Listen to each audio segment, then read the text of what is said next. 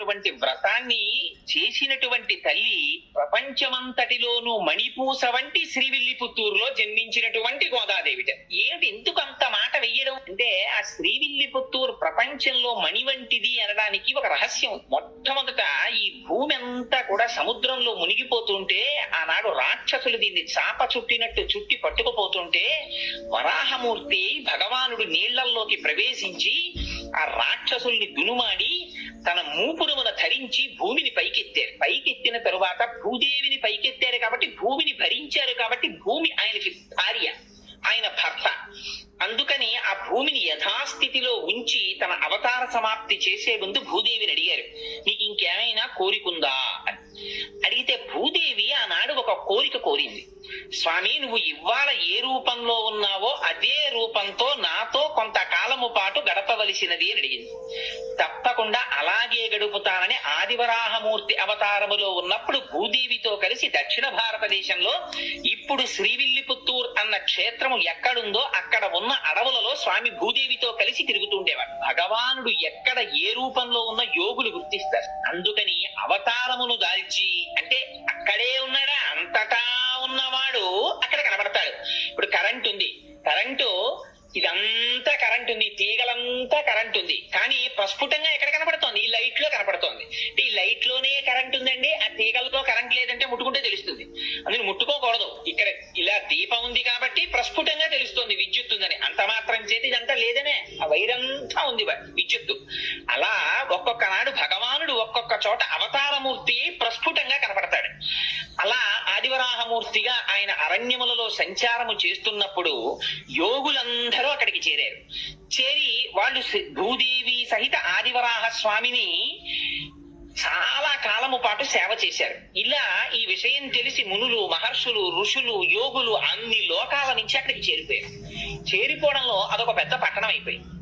అదొక పెద్ద పట్టణం అయిపోయిన తర్వాత క్రమక్రమంగా ఆదివరాహమూర్తి యొక్క స్వరూపాన్ని చూసి ఆయన అవతార పరిసమాప్తి చెయ్యవలసినటువంటి సమయం వచ్చింది. అందుకని ఋషుల నోటి వెంట ఒక మాట వచ్చింది, స్వామి నువ్వు ఆదివరాహమూర్తిగా కాకుండా వేరొక స్వరూపంతో కనపడు అని అడిగారు. అడిగితే ఆయన వెంటనే వటపత్రశాయిగా మారారు. మారి ఆ ఆదివరాహమూర్తి యొక్క స్వరూపం ఆ వైకుంఠనాథుడిలోకి చేరిపోయింది. చేరి ఆయన శ్రీవైకుంఠానికి వెళ్ళిపోయారు. భూదేవికి, భూమి యొక్క అధిష్టాన దేవత అయినటువంటి భూదేవి కూడా ఆయన పాదముల దగ్గర కూర్చుని పాదములు ఒత్తుతూ ఉంటుంది. అలా వెళ్లిపోయే ముందు ఒక విచిత్రం జరిగింది. ఋషులందరూ అక్కడ ఉండి భగవానుడున్నాడని యాగాలు చేస్తుంటే వెంటనే అక్కడికి రాక్షసులు వచ్చారు. ఇవి రెండు ఎప్పుడూ చేరుతాయండి భగవానుడున్న చోట. అందుకే భగవానుడికి సూర్యుడు చంద్రుడు కళ్ళు. రాక్షసులు ఉంటారు, భక్తులు ఉంటారు ఒకే చోట. ఆ రాక్షసుల పట్ల సూర్యుడనే కన్నుతో చూస్తుంటాడు తేజోవంతంగా, భక్తుల పట్ల చంద్రుడనే కన్నుతో చూస్తుంటాడు ప్రశాంతంగా. అందుకే గోపికలు పూర్ణ చంద్రుడి వంటి ముఖంతో ఉన్నారంటే భగవంతుని యొక్క అనుగ్రహాన్ని పొందారు. రాక్షసులు వచ్చి ఆ మహర్షుల్ని వేధిస్తున్నారు, రక్తమాంసాల్ని తెచ్చి యజ్ఞగుండాల్లో పడేస్తున్నారు. ఈ ఋషులందరూ ఆ అరణ్యంలో తిరుగుతున్నటువంటి ఆదివరాహమూర్తి పాదములు పట్టి ప్రార్థించారు, స్వామి నీ అవతార పరిసమాప్తి అయిపోతోంది, ఈ రాక్షసుల్ని దునుమాడమని. ఆయన అన్నారు, ఈ మాత్రం రాక్షసుల్ని దునుమాడడానికి నేను రావలసిన అవసరం లేదు, నా సుదర్శనాన్ని పంపిస్తున్నానన్నారు. వెంటనే చక్రం బయలుదేరి వచ్చింది. వచ్చి అందులో అన్నారు, ఆ వ్యాఖ్యానంలో ఒక విచిత్రమైన మాట రాశారు. అదిట ముందు ఎవరిని చంపిందంటేట ఆ రాక్షసుల యొక్క రథముల చక్రములను పడగొట్టిందిట. ఎందుకంటే మీరు చక్రాలు నేను చక్రాలు ఏమిటి, ఇన్ని చక్రాలు ఉండడానికి వీలేదు, ఒక చక్రమే ఉండాలని ముందు చక్రాలు పడగొట్టింది. రథాలు పడిపోతే వాళ్ళందరూ కింద పడ్డారట. కొన్ని కోట్ల మంది రాక్షసుల్ని సంహరించేసింది చక్రం. సంహరించేస్తే దాని నిండా రక్తం మాంసం అంటుకుపోయి మళ్ళీ స్వామి ధరించడానికి అనుకూలమైన స్థితిని పొందడానికి ఆనాడు ఆదివరాహమూర్తి వరుణుణ్ణి పిలిచారట. పిలిచి ఒకసారి చక్రం కడగాలి, ఇక్కడ ఏదైనా నీటిని ఏర్పాటు చేయమన్నారు. స్వామి సుదర్శనాన్ని కడగడానికి సామాన్యమైనటువంటి నీళ్ళు ఏమిటి, గంగా యమునా సరస్వతుల్ని పిలుస్తున్నానని గంగా యమునా సరస్వతుల్ని పిలిచారట. అదే తిరుముక్కోళ తీర్థము అని శ్రీవిల్లిపుత్తూరులో తీర్థం ఏర్పడింది. అందులో సుదర్శనాన్ని కడిగారు.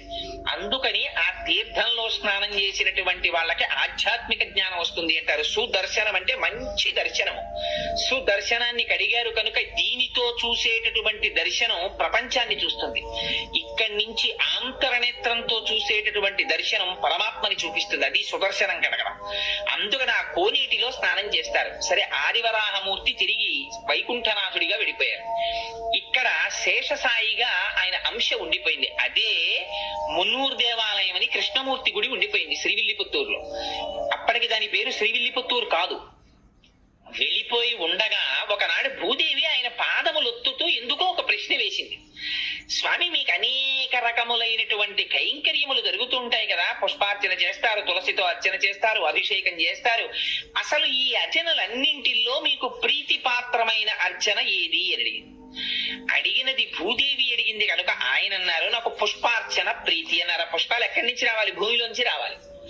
అందుకని అడిగిన వాళ్ళని ప్రీతి చెందించడం ఆయన యొక్క కోరిక. అందుకని పుష్పములంటే నాకు ప్రీతి అన్నారు. పుష్పార్చన చేత ప్రీతి చెందుతానన్నారు. అసలు ఆయన అడిగిన పుష్పాలు బాహ్య పుష్పాలు కావు. అహింస ప్రథమం పుష్పం, పుష్పమింద్రియ నిగ్రహ, సర్వభూత దయా పుష్పం, క్షమా పుష్పం, విశేషత జ్ఞాన పుష్పం, ధ్యాన పుష్పం, తప పుష్పం తు సత్తమం, సత్యమష్ట విధం పుష్పం, విష్ణో ప్రీతికరం భవేత్ అని ఆ పుష్పాలు. అందుకని ఆ పుష్పార్చన ఇష్టం అన్నారు. అయితే నేను పుష్పార్చన చెయ్యాలనుంది కొంతకాలం, మీకు ఎక్కడ జన్మించనని అడిగింది.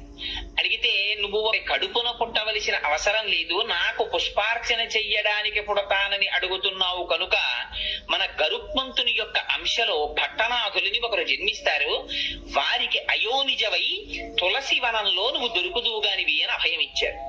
సరే, ఈలోగా ఆదివరాహమూర్తి యొక్క అవతారము పరిసమాప్తి కాగానే అక్కడున్న మహర్షులు ఋషులు అందరూ వెళ్ళిపోయారు. వెళ్ళిపోతే మళ్ళీ అది అడవి కింద ఉండిపోయింది.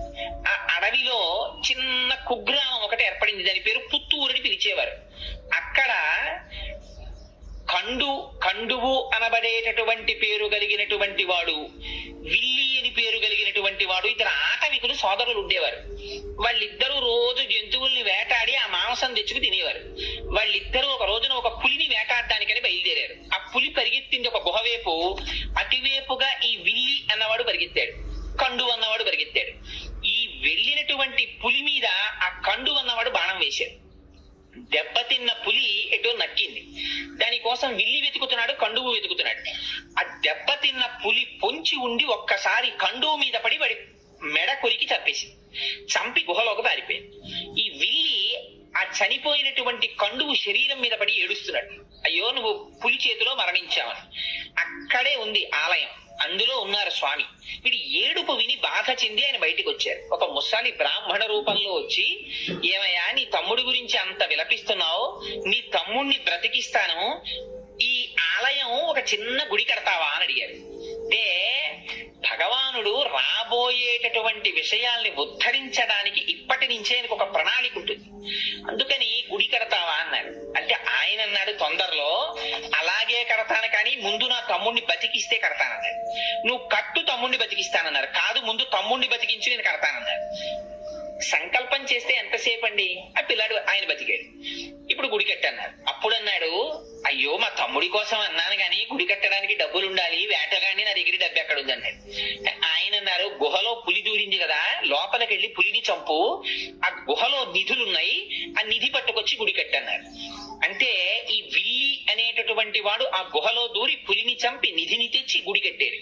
అది పుత్తూరు అనబడేటటువంటి కుగ్రామం విల్లి అనేటటువంటి వాడి చేత దేవాలయ నిర్మాణం భగవంతుని పనుకున జరిగింది కాబట్టి విల్లిపుత్తూరైంది. ఆ విల్లిపుత్తూరుకి గరుడుని యొక్క అంశలో భట్టనాథులు వచ్చారు. ఆ భట్టనాథులే పెరియాళ్వార్. ఆ పెరియాళ్వార్ ఒకనాడు పుష్పవాటిక పెంచుతుండగా తులసివనంలో భూదేవి యొక్క అంశలో ఆ గోదాదేవి ఆవిర్భవిస్తే ఆ పిల్లని చూశారు ఆయన. ఇగో చిన్న పిల్ల ఈ పొదలో దొరికింది అని ఆయనకి ఏది పూల మొక్కలలో దొరికినా అది కూడా పువ్వే. అందుకని పట్టుకెళ్లి కృష్ణుడు గుళ్ళో పెట్టేస్తే అశరీరవాణి పలికింది. పైగా అక్కడ ఉన్న భక్తులలో ఒకరి మీదకి ఆవహించి ఆనాడు శ్రీ మహావిష్ణువు మాట్లాడారు. నా అనుగ్రహవశం చేత అయోనిజగా జన్మించింది ఆవిడ భూదేవి అంశ, కన్న తండ్రిలా నువ్వు పాలించన్నారు. సరే తీసుకొచ్చారు, భార్యకి ఇచ్చారు. ఆ పిల్ల పెరిగి పెద్దదవుతోంది, మంచి యవ్వనంలో ప్రవేశించింది. నువ్వు పుష్పవాటికకి రాకు, యవ్వనంలో ఉన్నావు కదా, బయట తిరగకూడదు, నువ్వు ఇంట్లో ఉండి పుష్పమాలలు కట్టి నేను పువ్వులు తెస్తానన్నారు. సరే మీకు తెలిసి ఇంకా కథ. ఆయన పువ్వులు తెచ్చేవారు, ఈవిడ పువ్వులు కడుతుండేది. కట్టిన తరువాత తండ్రి గారు చూడకుండా ఆ పుష్పమాల తన మెడలో వేసుకుని జడలో పెట్టుకుని ఒకసారి నూతులో చూసుకుని ఒకసారి అద్దంలో చూసుకుని ఆ పుష్పమాల తీసి బుట్టలో పెట్టేది. ఈ పుష్పమాల పట్టుకుని ఆయన కృష్ణ పరమాత్మకు పట్టుకెళ్లేవారు. అర్చకులు ఆ పుష్పమాల అలంకారం చేద్దామని తీస్తే అందులో మామూలుగా పువ్వు కొండవలసినటువంటి వాసన కన్నా కూడా దివ్యమైన పరిమళం కనపడింది. ఇది మల్లె పువ్వులా కాకుండా ఇంత పరిమళాలు వస్తున్నాయి ఏమిటి పువ్వులని, బహుశా ఇదంతా ఆ భట్టనాథుల యొక్క తపఫలితం అయి ఉంటుంది, ఆయనకున్న కైంకర్యనిష్ట అయి ఉంటుంది అనుకున్నారు. ఏమిటి ఇంత వాసన అర్చకులు మార్చి మార్చి ఆ పూలదండని చూస్తుంటే అందులో దీర్ఘకేశం కనపడింది, అంటే పొడుగాటి వెంట్రుక. ఆ పొడుగాటి వెంట్రుక చూసి ఇది స్త్రీలదే అని గుర్తించారు. స్త్రీల వెంట్రుక పూలదండలోకి ఎందుకు వచ్చింది? భట్టనాథులు వేరొక స్త్రీ అలంకరించుకున్న దండ పట్టుకురారు కదా, కానీ అడగడానికి ఆయన సామాన్యులు కారు, బాగుండదని దండను అలంకారం చేసేశారు ఆ వెంట్రుకని తీసేసి. అసలు అన్నింటిలోకి చాలా హీనమైనది ఏమిటంటే పూజా మందిరంలోకి కానీ పూజ చేసే పదార్థాల్లో కానీ వెంట్రుక రాకూడదు. అయ్యి బాబోయ్, మార్కండేయ పురాణంలో దానికి ఎంత శుద్ధి చెప్పారో వెంట్రుక వస్తే. అందుకని ఏమిటి వెంట్రుక ఉందని వెంట్రుక తీసేసి అలా ఇలా 3 నెలలు జరిగింది. జరిగితే ఇది చర్చ పెరిగిపోయింది. అర్చకులు రోజు దీర్ఘకేశం వస్తోంది, భట్టనాథులు అలాంటి వాళ్ళు కాదు, పైగా వెంట్రుకకి సువాసన ఉంటుంది, ఏమిటి విచిత్రం అని. సరే 3 నెలలు అయిపోయిన తరువాత ఒక రోజున మళ్ళీ అటువంటి పుష్పమాల వచ్చింది. వచ్చేటప్పటికి వాళ్ళు ఇంకా ఉండబట్టలేక భట్టనాథుల్ని పిలిచి అడిగారు, ఇలా 3 నెలల నుంచి వస్తున్నాయి పూలదండలు, నిజం చెప్పండి, ప్రతిరోజు వెంట్రుకలు ఉంటున్నాయి, ఎవరు అలంకరించి తెస్తున్నారు?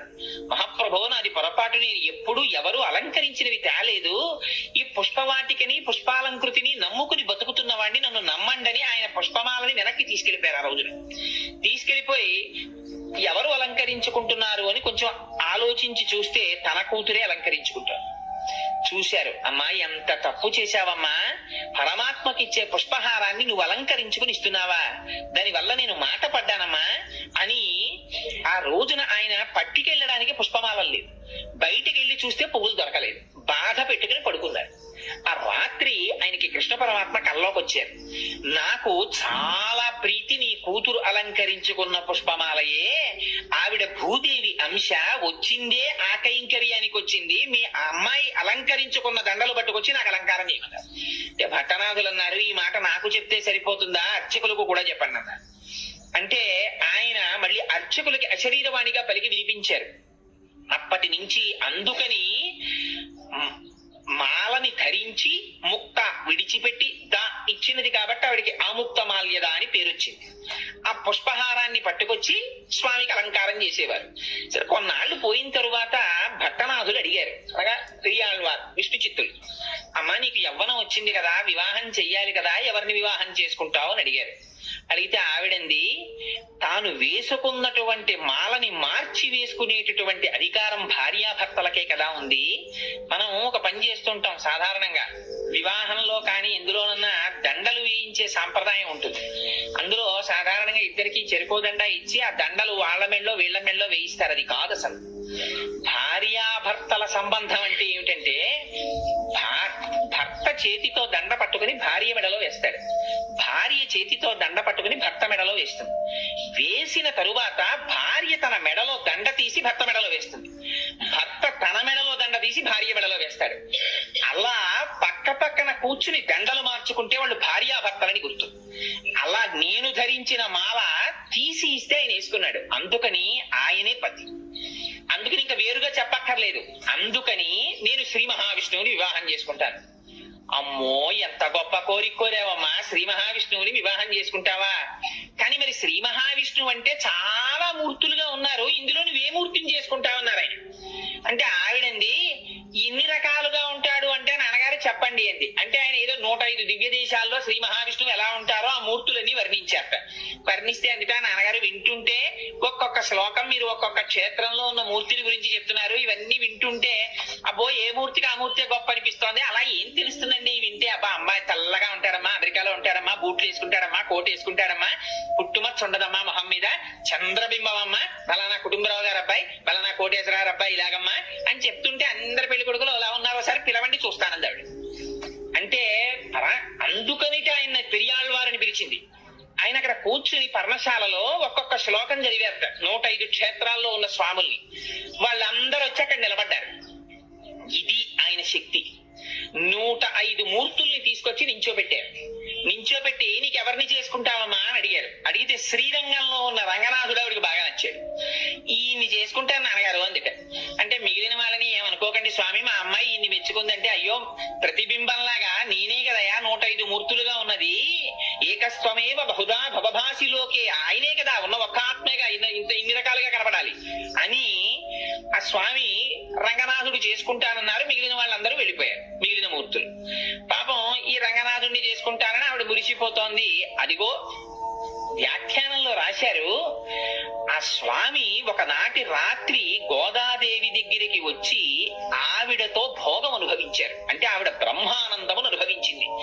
ఆనాడు ఆండాళ్ తల్లికి వరం ఇచ్చారట, నువ్వు ఏ పరమాత్మని కోరి ఇంత తపస్సు చేశావో అటువంటి నిన్ను నేను ఆనందాన్ని పొందినటువంటి రోజు, నువ్వు బ్రహ్మానందమును పొందిన రోజు కనుక, భోగం అనుభవించిన రోజు కనుక ఇది ఉత్తరోత్తర భోగి అని పిలవబడుతుంది అని చెప్పారట. అందుకని భోగి పండగ. అందుకని అదిగో ఆ భోగం అనుభవించి స్వామి వెళ్ళిపోయారు. చాలా కాలం అయిపోయింది, ఆయన రాలేదు. ఈవిడ బెంగ పెట్టేసుకుంటోంది, అవతల కళ్యాణం జరగలేదు. ఎలాగా అని బెంగ పెట్టుకుని ఉండిపోయి ఈవిడ చాలా విరహతాపం అనుభవిస్తూ ఆఖరికి అప్పో విశేషమైనటువంటి వృత్తాంతం రాశారు. ఓ పరిచారికని పంపించేటప్పటికి శ్రీరంగంలో శృంగార మండపంలో వసంతం ఆడుతున్నాడు ఆయన రంగనాథుడు. అప్పుడు ఈవిడ తన యొక్క భక్తి ప్రపత్తుల చేత యోగ మార్గంలో వెళ్ళింది ఆయన దగ్గరికి. వెళ్ళి, స్వామి నీ గురించి ఆండాళ్ తల్లి అలమటించిపోతోంది, రావలసింది అంటే తన మెడలో పుష్పహారాన్ని చేతి ఉంగరాన్ని ఇచ్చి పంపించారు స్వామి. ఆ ఇచ్చిన తరువాత కొంతకాలం అయిన తర్వాత తన దగ్గర ఉన్నటువంటి అర్చకులకి, ఆలయ అధికారులకి స్వప్నంలో కనపడి చెప్పారు. ఇవి జరుగుతుంటాయండి యథార్థంగా. అన్నవరం సత్యనారాయణ స్వామి వారు వెలిసే ముందు అనువంశిక ధర్మకర్తకి ఆయన స్నేహితుడు ప్రకాశరావు గారికి ఒకే రోజు రాత్రి కల్లోకి వచ్చి చెప్పారు, నేను అంకోల వృక్షం కింద ఉన్నాను, నన్ను పైకి తీసి ప్రతిష్ఠ చెయ్యండి అని. ఎప్పుడో కాదు, ఈ మధ్య అప్పుడే అన్నవరంలో ప్రతిష్ఠ జరిగింది. అందుకని అలా కలలో కనపడి చెప్తే ఆలయ అధికారులకి ఏమని చెప్పారంటే, మీరు నా కోసం వజ్రవైఢూర్య సహితమైనటువంటి పల్లకీని ఎలా పంపిస్తారో అలా గోదాదేవికి పంపించారు. పంపిస్తే ఆవిడ పల్లకి ఎక్కి వస్తుంది. వచ్చిన తరువాత నేను ఆవిడ్ని కళ్యాణం చేసుకుంటానని చెప్పారు. అలా కళ్యాణం చేసుకుంటానని రంగనాథుడు పలికినటువంటి మాట మేరకి పల్లకిని, ఆ ఛత్రాన్ని, చామరాన్ని అన్నిటినీ తీసుకుని విష్ణు చిత్తుడి ఇంటికి వెళ్ళారు. వెడితే విష్ణు చిత్తుల వారు ఆ రాజు గారికి కబురు చేశారు. అంతకుముందు పరతత్వ నిర్ణయంలో రాజ్యసభలో పాల్గొన్నారు కనుక రాజు తన పరివారం అంతటితో వచ్చాడు. పెద్ద వేడుక కింద ఊరిరిగింపొకటి బయలుదేరి శ్రీరంగం చేరుకున్నారు. చేరుకున్న తర్వాత ఉత్సవమూర్తితో కలిపి అమ్మవారికి వివాహం చేశారు. చేసిన తరువాతట స్పష్టంగా రాశారు. 4 వ్యాఖ్యానాలు ఉన్నాయి గోదాదేవి కళ్యాణం గురించి. 4గింటిలో అన్నింటిలో ఆవిడ అంతర్ధానం అయినట్టు రాశారు. కానీ నమ్మాళ్ళ వారి దగ్గరికి వెళ్ళినట్టు ఒక చోట 4గింటిలో 4 రకాలు ఈ వివాహం జరిగింది. అందులో పెద్దలు చాలా మంది అంగీకరించినటువంటిది. అందులో వైష్ణవులలో పెద్ద పెద్ద పండితులు సాధికారికంగా అంగీకరించి రాసిన వ్యాఖ్యానాన్ని మాత్రమే నేను విజ్ఞాపన చేస్తున్నాను. అందుకని ఆ తల్లికి ఉత్సవమూర్తితో వివాహం జరిగిన తర్వాత, ఉత్సవమూర్తి అంటే ఒక చోట ఉండదు కదా, మూల విరాట్ లాగా ఉత్సవమూర్తి బయటికి వస్తారు ఊరేగింపుకి. మూల విరాట్ ఎప్పుడు ఆలయంలో ఉంటారు.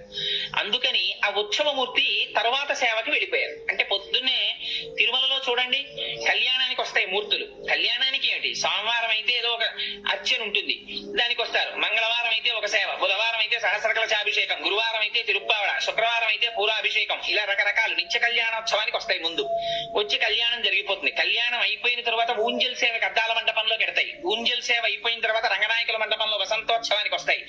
రంగనాయకుల మండపంలో వసంతోత్సవం అయిపోయిన తర్వాత ఆ రోజు జరగవలసిన ఆర్జిత బ్రహ్మోత్సవానికి వస్తాయి. ఆర్జిత బ్రహ్మోత్సవం అయిపోయిన తర్వాత ఇవే ఉత్సవ విగ్రహాలు బయటికి వస్తాయి. బయటికి వచ్చి స్వామి తన ఉభయనాంచారులతో కలిసి సహస్రదీపాలంకార మండపంలో ఉయ్యాలు లూగుతారు. ఉయ్యాలు లూగిన తర్వాత ఇదే ఉత్సవమూర్తులు మళ్ళీ లోపలికెడతాయి. ఇంతగా ఆ ఉత్సవమూర్తులు తిరుగుతాయి. మూల విరాట్ లోపల ఉండిపోతారు. ఆవిడ అనుకుందిట, ఏమిటి ఉత్సవమూర్తి ఇలా తిరుగుతున్నారు, ఎప్పుడు కదలకుండా నాతో కలిసి ఉండిపోయే మూర్తి నాకు కావాలని తండ్రి గారితో కలిసి ప్రదక్షిణం చేసి మూల విరాట్ దగ్గరికి వెళ్లి తన చేతితో నీరాజనమిచ్చి శేషపాంపున ఎక్కి రంగనాథుడి దగ్గర పాదముల దగ్గర కూర్చుని అంతర్ధానం అయిపోయింది. అలా రంగనాథుణ్ణి అందరూ చూస్తుండగా పొందింది. 30 పాశురములను విజ్ఞాపన చేసి ప్రతిరోజు పాశురాన్ని ఒక పూజ కింద చేసేది ఆవిడ. పార్వతీదేవిని అర్చించిన తరువాత ఆ పాశురాల్ని చదివినట్టుగా వ్యాఖ్యానాల్లో రాశారు. ఎందుచేత అంటే కాత్యాయని వ్రతాన్ని గురించి విన్న తరువాత తిరుప్పావై చేసింది గోదాదేవి. అందుచేత అదిగో అలా చేసి రంగనాథుడి యొక్క భోగమును అనుభవించి మళ్ళీ భూదేవి అంశగా ఆయన పాదములను చేరిపోయినటువంటి మహాతల్లి గోదాదేవి. అటువంటి గోదాదేవి అటువంటి భూమండలములో మణిపూస వంటి శ్రీవిల్లిపుత్తూరు అన్నారు. కారణం ఏమిటంటే అసలు భూమండలాన్ని పైకి రాగానే తీసుకొచ్చిన ఆదివరాహమూర్తి తిరిగి ఇప్పటికి వస్తుందండి. భూదేవి పెద్ద పెద్ద తిథులలో శ్రీవిల్లిపుత్తూరు నుంచి మాల వస్తుందో నాడు నేను తిరుమలలో ఏదో ఒక చాలా సేవలు పరమాత్మ చేయించాడు కాబట్టి నాకు ఆ సేవ జ్ఞాపకం లేదు, కానీ ఒక సేవ జరుగుతుండగా శ్రీవిల్లిపుత్తూరు నుంచి మాల వస్తుందన్నారంటే నేను ఆ మాల కోసం అక్కడ నిలబడి ఎదురు చూసి దర్శనం చేశాను. శ్రీవిల్లిపుత్తూరు నుంచి తీసుకొస్తారు. ముందు రోజు శ్రీవిల్లిపుత్తూరులో అమ్మవారికి అలంకారం చేసి మరునాడు ఉదయం తీసేసిన మాలని ప్రత్యేక వాహనంలో తీసుకొస్తారు. తిరుమల తీసుకొచ్చి అలంకారం చేస్తారు స్వామికి ఇప్పటికీ తిరుమలలో. ఇవన్నీ మళ్ళీ పూలబావిలో వేస్తారు. ఒక్క వెంకటాచలంలో మాత్రం స్వామికి అలంకారం చేసిన పుష్పాలని చేతిలో పెట్టరు ప్రసాదంగా. పూలబావి అని వేరే ఉంది, అందులో వేసేస్తారు. మళ్ళీ అదంతా వేరు వృత్తాంతం అనుకోండి. ఎందుకు అలా చేస్తారు అంటే ఇప్పుడు అవన్నీ మనకి ఎందుకు కానండి, ఎప్పుడైనా వెంకటాచలం గురించి చెప్పుకున్నప్పుడు చెప్పుకుందాం. అందుకని అదిగో అటువంటి స్థితి కనుక ఆ గోదాదేవి ఉన్నటువంటి ప్రాంతం భూమండలంలో మణిపూస. ఆ విల్లిపుత్తూర్ శ్రీ సంబంధంగా అమ్మవారు వచ్చింది కనుక శ్రీవిల్లిపుత్తూరు అయింది. అక్కడ సాక్షాత్ అమ్మవారు వెలిసింది. ఆదివరాహమూర్తి యొక్క అంశ అయిన వటపత్రసాయి వెలిశారు. అక్కడ మహాభక్తుడైన పెరియాళ్వారు వెలిశారు. ఇన్ని ప్రత్యేకతలు ఉండడం చేత అన్నిటిని మించి సుదర్శనాన్ని కడిగినటువంటి పరమ పావనమైన కోనేరు వెలిసింది. అందుకని ఇన్ని ఉన్నాయి కాబట్టి అది భూమండలమునకు మణిపూస అయిన శ్రీవిల్లిపుత్తూరు. ఆ శ్రీవిల్లిపుత్తూరులో గోదాదేవి 30 పాశురములను కలిపి మాల కింద అల్లిందిట. అల్లి రంగనాథుడి మెడలో వేసిందిట. ఈ పాటలని పాడినా చదివినా నోము చేసినా బాహ్యార్థమును విన్నా చదివినా అదే ఫలితం అన్నారు. ఏమిటి పాటలకంత ప్రాముఖ్యత ఏమిటి? ఇవి కేవలం పాటలే కదా, 30 పాటలు. ఏమైనా వ్రతమా లేకపోతే ఏమైనా క్రతువు ఉందా? మరి ఎందుకు ఇంత గొప్పతనం వచ్చింది దీనికి అంటే అసలు దీన్ని బయటికి రావాలని తప్పించి ప్రాణాలు విడిచిపెట్టినటువంటి ఒక మహాపురుషుడు ఒక ఆయన ఉన్నాడు. అక్కడి లింకు తిరుప్పావై. ఎక్కడిదో తెలుసా అండి ఇది? నాథయామున మధ్యమాం అస్మదాచార్య పర్యంతాం వందే గురు పరంపరాం అని చదువుతారే, అందులో నాథముని అని ఒక ఆయన ఉన్నారు. ఆయన త్రికాలవేది మహాయోగి. ఆయన ఒకనాడు చెప్పారు, నా కొడుకుకి కొడుకు మనవడిగా వస్తున్నారు. ఆయన ఆ మనవడు వైష్ణవ మతాన్ని అంతటినీ కూడా ఈ భూమండల 4 చెరగలా వ్యాప్తి చేస్తాడు. అటువంటి కారణ జన్ముడు పుడుతున్నాడు. ఆయనకి నేనే ఈ విష్ణు సంబంధమైనటువంటి పురాణాలు చెప్పాలని కోరికుంది అని చెప్పేవారు శిష్యులతో. కానీ పాపం ఆయనకి వృద్ధాప్యం వచ్చేసి శరీరం విడిచిపెట్టేస్తున్నారు. ఆయన కొడుకు ఈశ్వరముని అని ఆయన ఉత్తర భారతదేశం క్షేత్రాల్లో దర్శనం చేస్తుంటే రాత్రి కలలోకి వచ్చి కృష్ణ పరమాత్మ చెప్పారు, నేనే నీ కడుపున కొడుకుగా పుడుతున్నాను అని. ఆ ఉత్తర భారతదేశంలో ఉండగా కొడుకు పుట్టాడు కనుక యమునా నది ఒడ్డున పుట్టాడు కనుక యమునకి నాథుడు శ్రీకృష్ణుడు కనుక కృష్ణుడు స్వప్నములో చెబితే పుట్టాడు కనుక యామునుడని పేరు పెట్టారు. ఆయన మనవడిగా రావాలి, కానీ మనవడికి చెప్పుకోవాలి విద్యని తాతగారు కలవరించారు. కానీ ఈలోగా శరీరం పడిపోతుంటే ఆయన ఏమన్నారంటే పుండరీకాక్షుడన్న శిష్యుణ్ణి పిలిచి, ఒరే నేను బ్రతికి ఉండడం లేదు నా మనవడు వచ్చే వరకు, అందుకని నువ్వు ఈ విష్ణు సంబంధమైనటువంటి విద్యనంతటిని నా మనవడికి చెప్పు, నా దగ్గర నేర్చుకున్నావు కనుక అని చేతిలో చెయ్యించుకుని ప్రాణం వదిలేశారు. ఈ విరూపాక్షుడు కూడా పెద్దవాడైపోయేటప్పటికీ కూడా ఇంకా యామునాచార్యుల వారు తయారు కాలేదు. అందుకని ఆయన శరీరాన్ని విడిచిపెట్టేస్తూ తన శిష్యుడైనటువంటి శ్రీరామమిశ్రుడిని పిలిచి చేతిలో చెయ్యించుకుని యామునాచార్యుల వారికి విద్య నేర్పమని ఆయన ప్రాణం విడిచిపెట్టేశారు. తీరా నిజంగా యామునాచార్యుల వారు పుట్టి పెరిగి పెద్దవారవుతున్న సమయంలో ఈశ్వరముని ప్రాణం వదిలిపెట్టేశారు. ఈ యామునాచార్యుల వారు చదువు నేర్చుకోవలసి వస్తే ఇంత ఏర్పాటు చేస్తే చిట్ట చివరికి కాంచీ నగరానికి వెళ్ళి అక్కడ ఒక మహానుభావుడు ఉండేవాడు, మహాభాష్య భట్టు అని. ఆయన దగ్గర చదువు నేర్చుకుంటున్నారు. ఎంత చిత్రం జరిగిందంటే ఆ కాంచీ పట్టణాన్ని ఏలేటటువంటి రాజు ఒక ఆయన ఉండేవాడు. ఆయన దగ్గర ఒక పెద్ద ఆస్థాన పండితుడు ఉండేవాడు. ఆయన పేరు విద్వజ్జన కోలాహలుడు. ఆ విద్వజ్జన కోలాహలుడు దేశంలో ఎవరినైనా ఓడించాడు విద్యలో.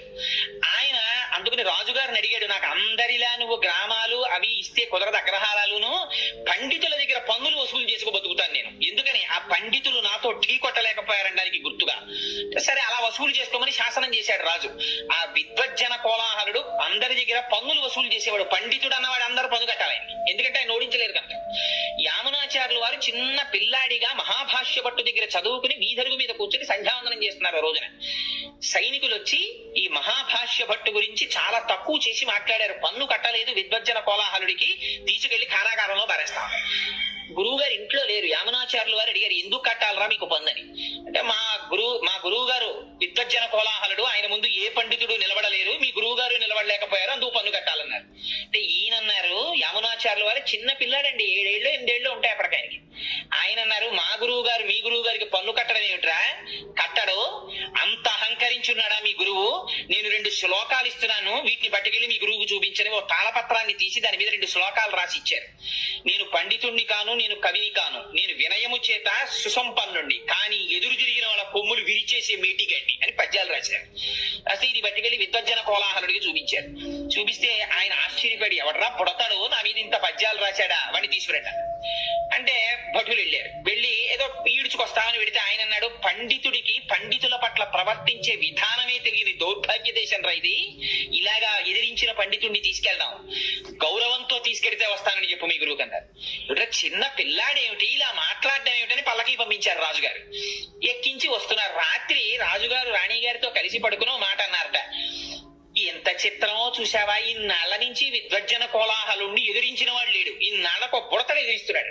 అంటే ఆవిడెందుట ఏమో బుడతడని ఎందుకు అనుకోవాలి, ఏ పుట్టలో ఏ పాముందో, మీ దగ్గర ఇన్నాళ్ల నుంచి ఉన్న రాజగురువు ఓడిపోయే రోజు దగ్గరికి వచ్చిందేమో అంటే ఆయన అన్నట్ట, ఎంత మాట అన్నావు, విద్వజ్జన కోలాహలుడు ఓడిపోవడమా, అలాగే ఓడిపోతే నేను ఒక్కనాటికి ఊహించలేను అంటే భార్య ఏమి ఎందుకు ఊహించలేరు, గెలిస్తే ఏమి ఇచ్చేస్తాను, అర్ధరాజ్యం ఇచ్చేస్తాను ఆ పిల్లాడికి అన్నాడు. సరే చూడండి ఆ పిల్లాడు గెలుస్తాడు. మరునాడు ఆ పిల్లాడు దిగాడు పల్లకీలోంచి. ఆయన కర్మ ఏమిటో విద్వజ్జన కోలాహలుడికి ఒక్క విషయం జ్ఞాపకానికి రాలేదు. వాదనలో ధియోయోన ప్రచోదయ, అహంకారం చేత అజ్ఞానం చేత ఆవరించి ఉన్న విద్య నశించిపోతుంది. ఆ భగవంతుని యందు శిరస్సు వంచడం తగ్గిపోయి ఇదంతా నా ప్రజ్ఞ అని ఇలా చూపించుకోవడం మొదలు కాగానే మేఘాలు కమ్మినట్టు కమ్ముతుంది పొర. ఆవిడ అనుగ్రహం ఒక్కసారి వెనక్కి వెళ్ళిందా, ఇప్పటి వరకు నేను పండితుడిని అన్న వాడికి స్ఫురత్ పోతుంది. ఆ టైంకి అది జ్ఞాపకం రాదు, చాలు వాడు బ్రతుకు. ఇక వేదిక మీద అంతకన్నా భయంకరమైన స్థితి ఇంకోట్లేదు. స్ఫురత్ ఆవిడ, ప్రచోదయాత్ ఆవిడ. అందుకని జ్ఞాపకానికి రాలేదు, ఓడిపోయాడు. రాజు సంతోషంగా అర్ధరాజ్యం ఇచ్చేశాడు యమునాచార్యుల వారికి.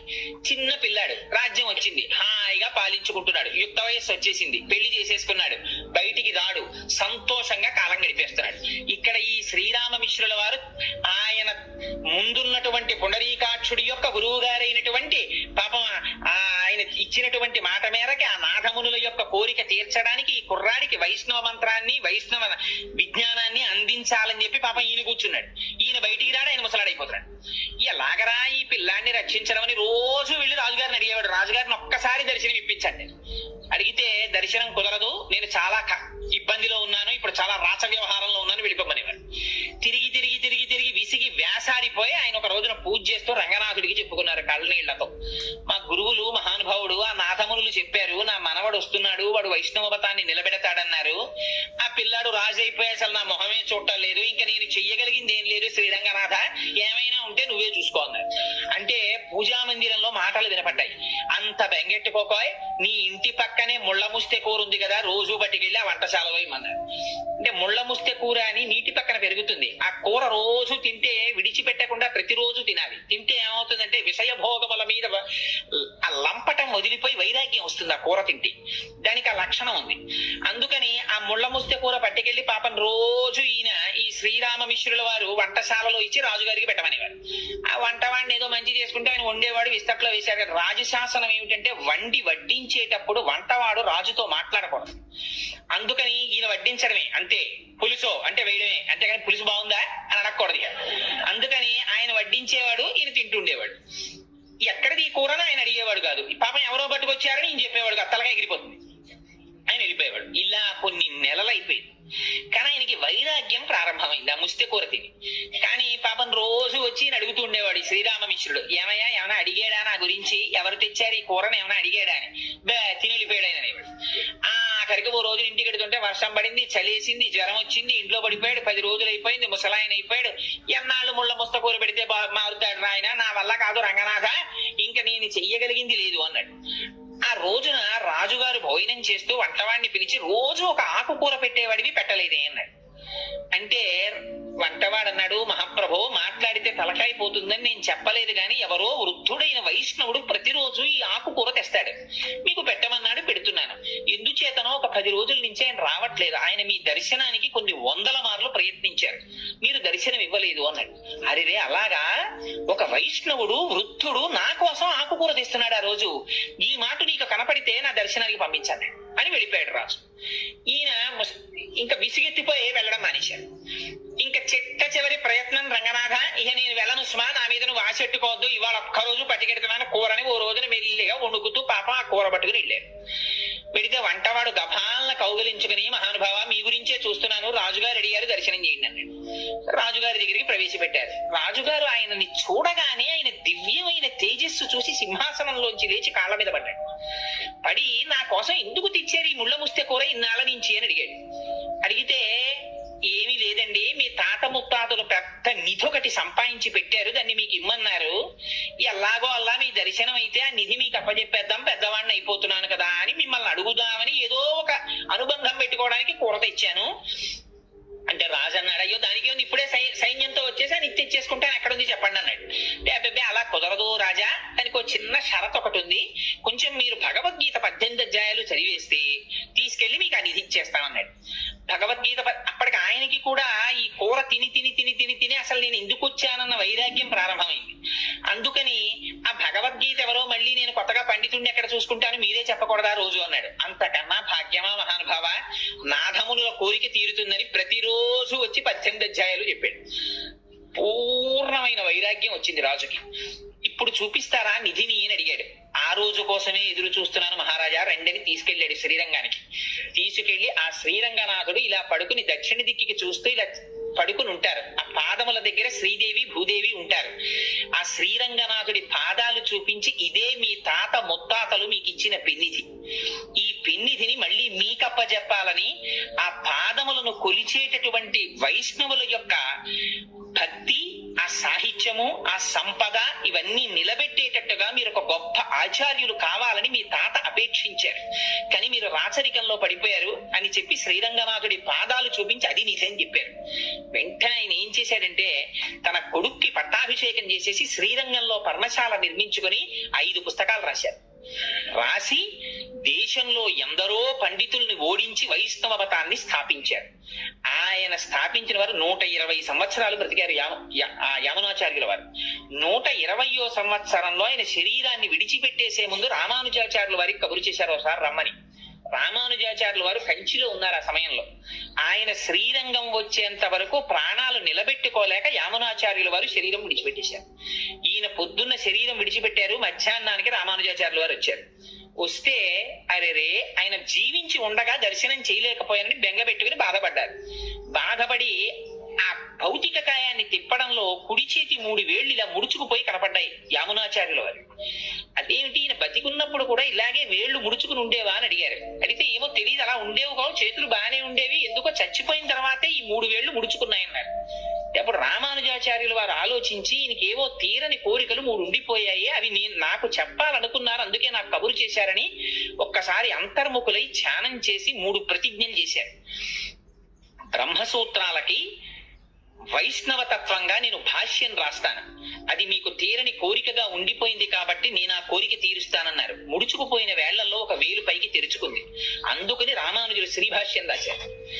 2వ కోరిక, ఇంతకు పూర్వం ఆళ్వారులు గోదాదేవి వంటి వారు వ్రాసి పాడినటువంటి పాటలు జనసామాన్యంలో ప్రచారంలో లేవు, వాటిని నేను ప్రయత్నపూర్వకంగా ప్రచారం చేసి ఆ పాటలకి ఆ వ్రతాలకి ఒక స్థాయిని కల్పిస్తానని ప్రతిజ్ఞ చేశారు.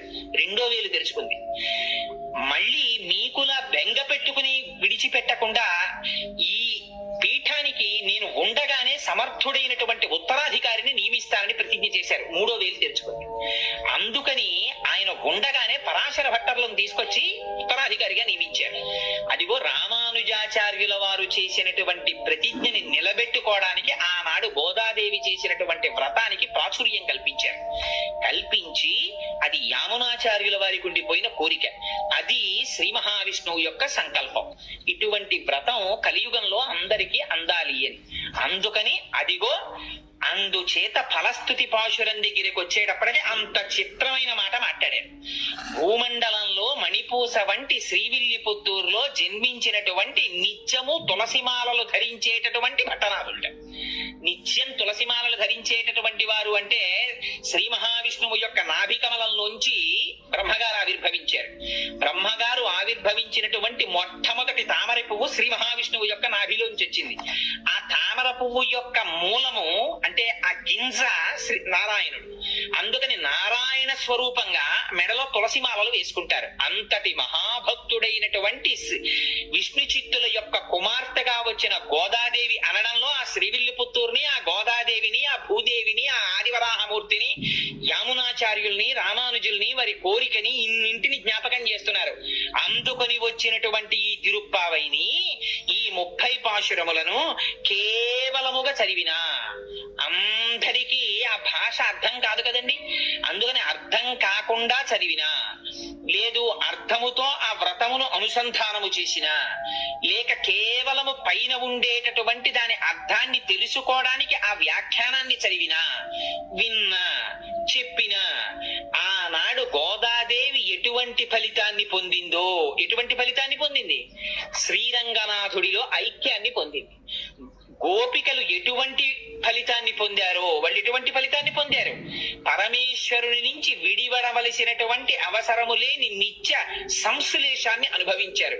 అటువంటి ఫలితాన్ని అందరూ అనుభవిస్తారు అని ఆ తిరుప్పావై అనేటటువంటి వ్రతానికి ఫలసిద్ధి చెప్పి, ఈ తిరుప్పావై వ్యాఖ్యానాన్ని ఎక్కడెక్కడ ఎవరెవరు వింటున్నారో, ఎవరెవరు చదువుతున్నారో, ఎవరెవరు చేస్తున్నారో, చూసి సంతోషిస్తున్నారో వాళ్ళందరికీ ఇహమునందు ఇది అది అని చెప్పనేలా, విద్యలో ఉన్న వారికి విద్యాభివృద్ధి, వ్యాపారములో ఉన్న వారికి వ్యాపారాభివృద్ధి, రాజ్యం చేసేటటువంటి రాజులకి రాజ్య విస్తీర్ణత, వివాహము కానటువంటి కన్య పిల్లలకి వివాహము, వివాహితలై ఋతుస్నానము చేసి ఉన్నటువంటి స్త్రీలకి గర్భధారణ జరిగి శ్రీకృష్ణ పరమాత్మ వంటి ఉత్తముడైనటువంటి కుమారుడు జన్మించడముతో సహా సమస్తమైనటువంటి కోరికలు ఈడేరతాయి అని ఫలసిద్ధి చెప్పి, ఇంత పరమ పవిత్రమైనటువంటి తిరుప్పావై అనబడేటటువంటి ఆఖ్యానము అని దీనిని పెద్దలు పూర్తి చేసి ఉన్నారు. అటువంటి పరమ పవిత్రమైన తిరుప్పావైని నాకు ఆ సంప్రదాయం తెలియకపోయినా, దాని గురించి 4 మొక్కలు తెలియకపోయినా, ఒక్క ఆళ్వారి గురించి తెలియకపోయినా, ఒక్కనాడు ఆ పాశురం చదవడం చేత కాకపోయినా, నన్ను ఏమిటో ఆ తల్లి అనుగ్రహం తప్ప నాకేముంది, నీవే ఉపాయము నీవే ఉపేయము అని ఆ గోపికలు అన్నట్టు వెనక నుండి ఆ తల్లి ఊపిరి పలికించింది. అన్నీ తెలుసున్న వాళ్ళు మీరైనా మాకు తెలుసని తెలిసిపోతే వాడు బెదిరిపోతాడని తెలియనట్టు కూర్చుని నాతో చెప్పించి నన్ను కృతార్థుణ్ణి చేశారు మీరు.